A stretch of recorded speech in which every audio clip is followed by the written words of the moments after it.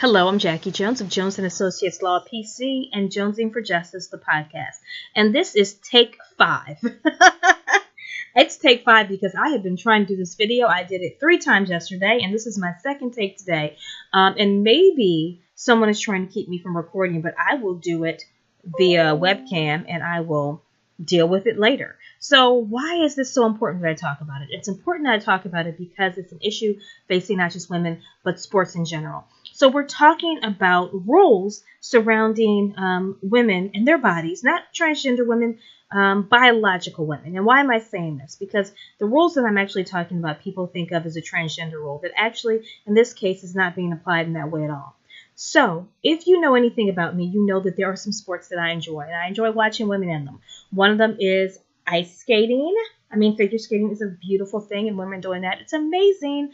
Think back to my childhood. There was Surya Bonali, who has made a resurgence in popularity with some new documentaries out there, and I always thought that she was great and athletic and wonderful, and she was doing backflips when even men couldn't do it, and they were saying she wasn't graceful enough, and she wasn't, in the vein of the sport, which was BS, because the sport wishes that they had that kind of athleticism, and nowadays they want more and more people who can do more athletic feats. But that was always an issue about what it meant to be a woman. Now, I understand that women and men should be separated in sports for obvious reasons. The fastest, strongest man is going to be stronger and faster than the fastest, strongest woman. As a general physiological thing, our bodies are different. It doesn't mean there aren't great and amazing female athletes. There 100% are. But I understand why these sports are separated. That being said, issues have come up as it relates to transgender athletes, but this is not even about that. And so the way that the International Athletic something, IAAF, whatever, the way they decided to deal with these rules around women is basically to say, let's determine what femininity is, womanhood is. Yes, we already know that people are born biologically male or woman, but they are now making determinations not based on what your physical parts are, your sex, and what goes along with it. They have decided that women athletes must have less than a certain amount of testosterone in their system. And I think that that became something that really came into play as it relates to a specific South African athlete who is a woman, a biological woman, who lives as a woman and competes as a woman, and who naturally has higher than average levels of testosterone. Now, mind you, there's one study that they're basing this on that talks about these things. And as a result, they created a set of rules that would eliminate this woman from being able to participate in the sport that she dominates, 800 meters specifically, because her body naturally does something different than what they think average people do. Think about how weird that is. The average woman is not an elite athlete. I mean, I know that if I ran 800 alone, first of all, I wouldn't run the 800 because I don't think I can run the 400. I can walk the 800. But I can't run it. So, I don't feel like I should be part of what average women are anyway, as far as when it comes to elite athletes. We're not on the same plane. We're not on this. I'm not even in the picture health-wise as she is. So it is ridiculous to talk about what average women do. Then even if you talk about average athletes, your conditioning, your body shape, all those things are different. So the fact that they're telling this woman that in order for her to compete in the sport that she has dominated, the sport that she's good at, as a natural woman, what she is that she'd have to take actual hormones to lower her testosterone level. I'll call BS on the play. I'm drinking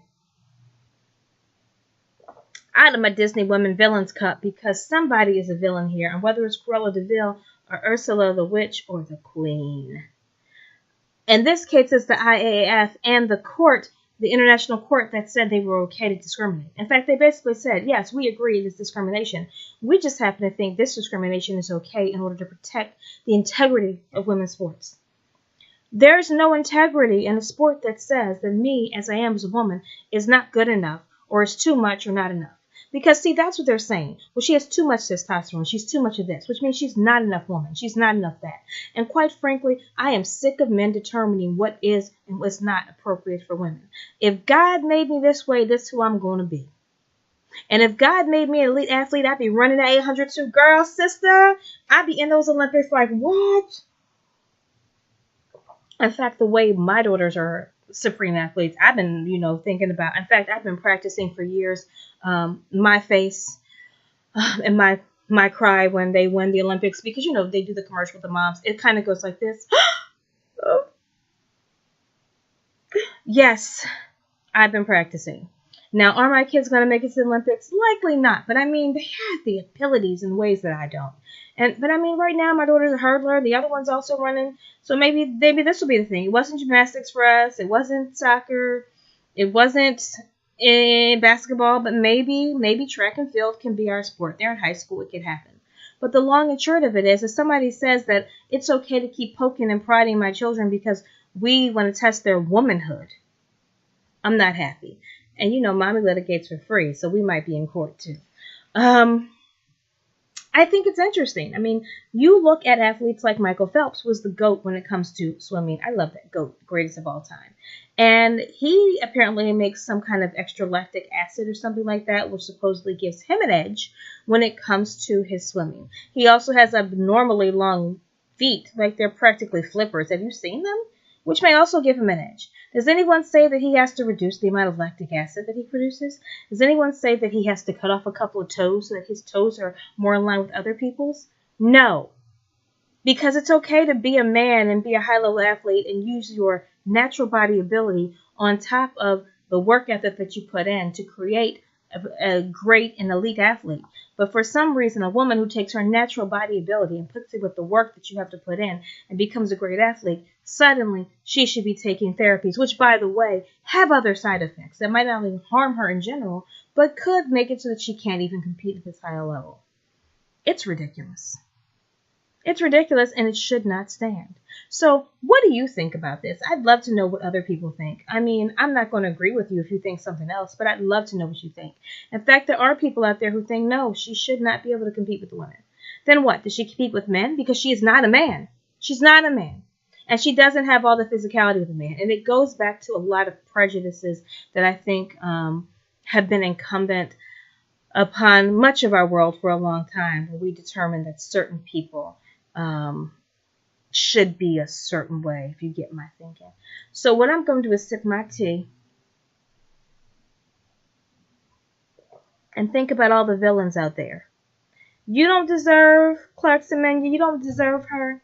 She is out there making the world great for women runners, running fast, being who she is, giving great pride to South Africa, which they deserve for having created this wonderful runner in their midst. And the world is out there trying to find ways to keep her down. So, sister girl, keep your head up. I support you. And you let us know what you think. This is a short episode because I have recorded 5 times now. But you let us know what you think. You can follow us on our podcast, Jonesing for Justice, or you can find us on Facebook, Twitter, Pinterest, or Instagram at Jones & Associates Law PC. Have a great day.